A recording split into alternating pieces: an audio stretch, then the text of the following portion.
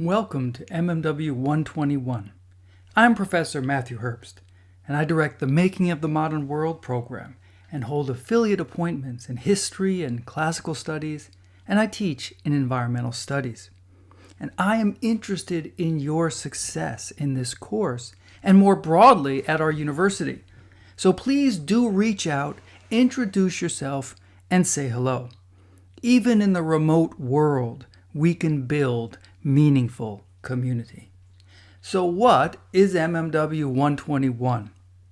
Well, one answer is that it is the first course in the Eleanor Roosevelt College two-course graduation requirement sequence for transfer students, with the goal of strengthening university-level critical analysis and writing skills, and then making broad connections with global traditions that are rooted in the pre-modern world. But Professor, you may ask, what is MMW 121 about? Well, in a sense, it's about wisdom, or at least an inquiry into traditions which sought to convey wisdom for living. That is a philosophy of life. And we can all reflect, what is my own philosophy of living?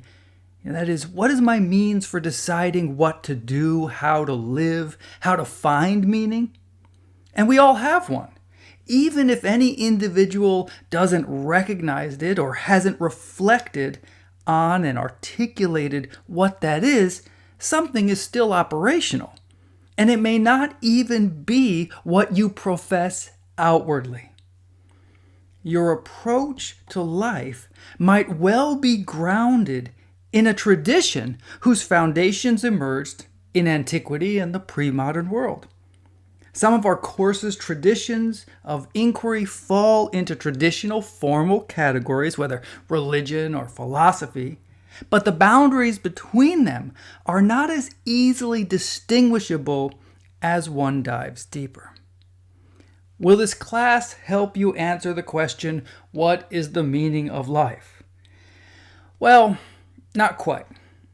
But we explore how various traditions did seek to answer that. Yet one can imagine that the very quest for the meaning of life is itself hopeless. But we can be mindful of the search for meaning within life as we assess our own understanding and how the various traditions of study propose that we find it through their models of how to live. In this course, we examine and explore a variety of wisdom traditions and their approaches to broad questions. How, according to each, are we to live?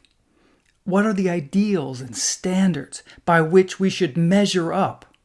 And how can we flourish? Who am I? Is there an interdependence between my identity and those around me?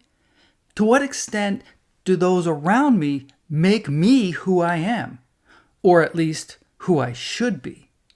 And what are the expectations for how we are to relate to others, either in our family or in our community, whether that is local or even beyond the local reach? And how are we to relate to the natural world? In the 21st century, such inquiry into environmental questions has a particular urgency, and it is fascinating to consider and contrast answers to this question found in these world traditions. Finally, how do we explain calamity, catastrophe, and evil? Is it a random act of nature, a divine punishment, a karmic consequence? How do these traditions address this core problem?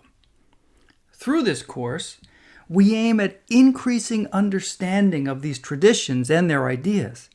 The course covers ideas from every inhabitable continent on our planet. Each of the traditions explored were influential in their societies, some of which spread to millions and now even billions of people.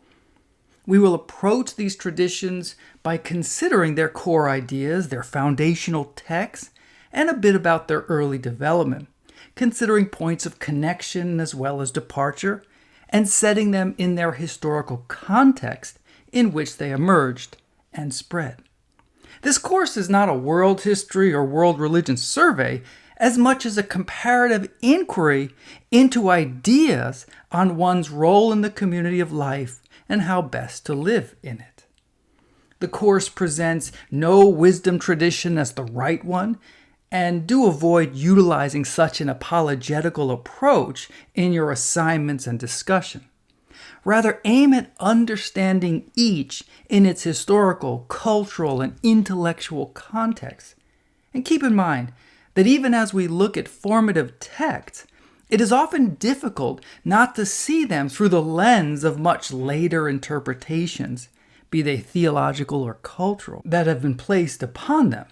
And our goal will be to look at these texts on their own standing, as much as we can, within their own time and context.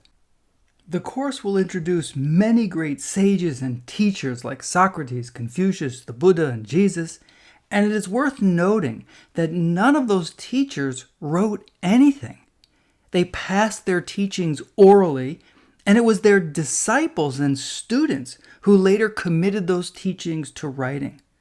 On the other hand, we'll also encounter traditions which do not relegate sacred ideas to a text, but keep them in the oral form, and we must not privilege text over oral tradition.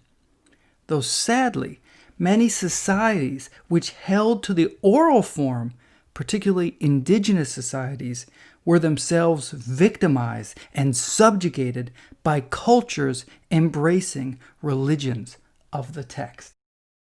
And so, we begin our course aiming at understanding the value of and meaning found in the world's wisdom traditions, and perhaps, through this inquiry, we get closer to the injunction long ago posted in the Temple of Delphi in ancient Greece, calling each of us to know thyself.